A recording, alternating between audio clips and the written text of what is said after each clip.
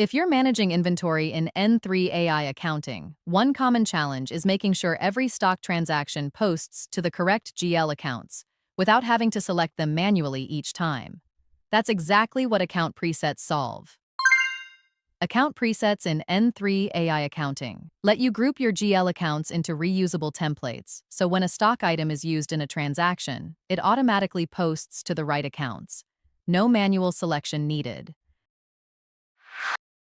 To set one up, go to Stock, then Account Presets, and click Add. Enter the preset number and name, then assign the required GL accounts: Sales, Sales Return, Cash Sales, Purchase, and Purchase Return. If you want the preset to apply automatically to all new stock items, simply enable the default toggle. Then click Save. Once your account preset is created, just select it when adding or editing a stock item in N3 AI accounting, and all the mapped GL accounts apply instantly across every transaction that item is used in.